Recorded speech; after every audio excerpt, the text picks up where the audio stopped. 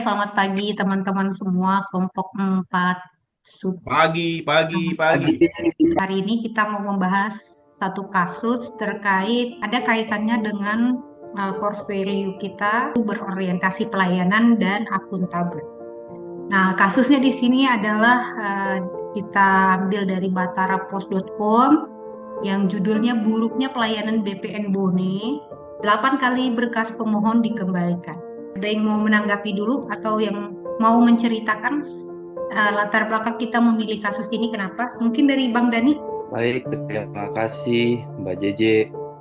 Jadi kasus ini kita ambil ya terkait dengan kita punya tugas kelompok yang bersubtemakan berorientasi pelayanan dan akuntabel. Nah, kita ambil kasusnya di sini buruknya pelayanan BPN Bone yang mana 8 kali berkas pemohon dikembalikan.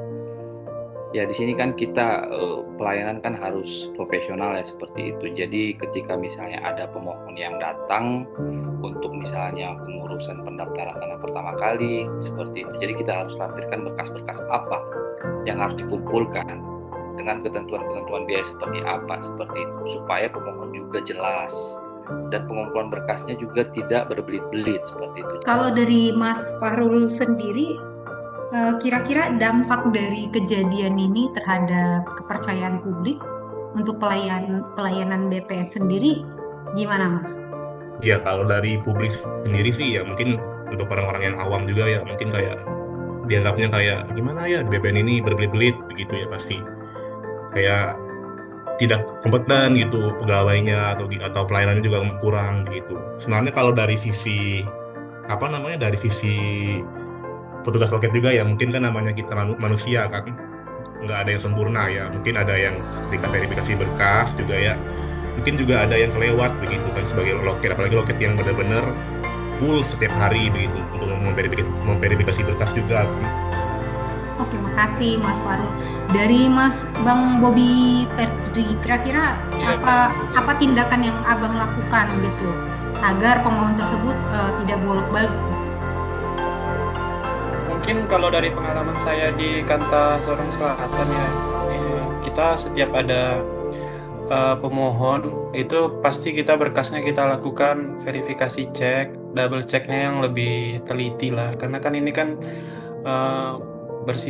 kita lihat dari sisi akuntabelnya. Kalau kejadian di Bone ini kan jatuhnya kan mengurangi kepercayaan publik lah terhadap kantor pertanahan tersebut.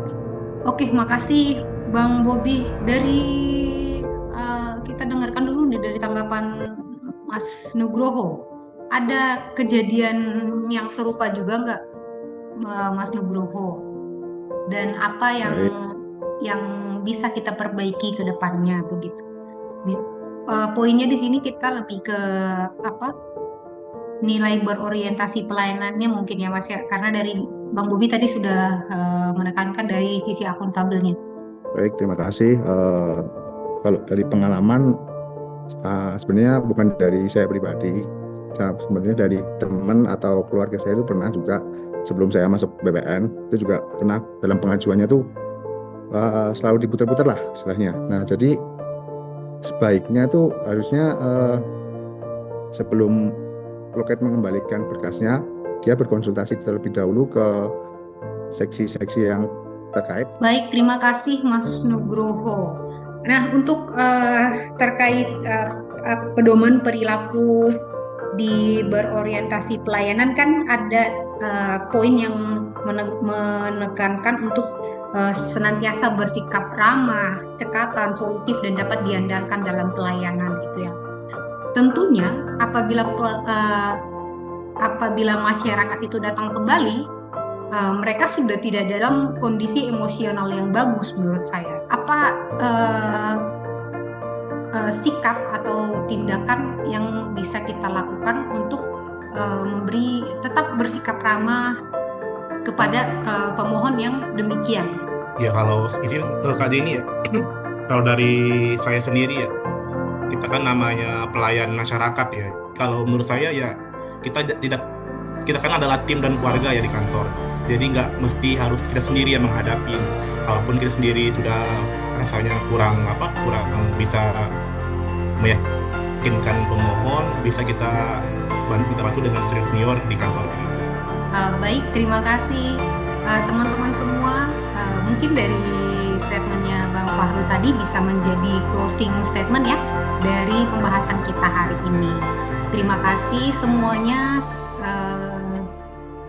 Sampai jumpa di pembahasan berikutnya.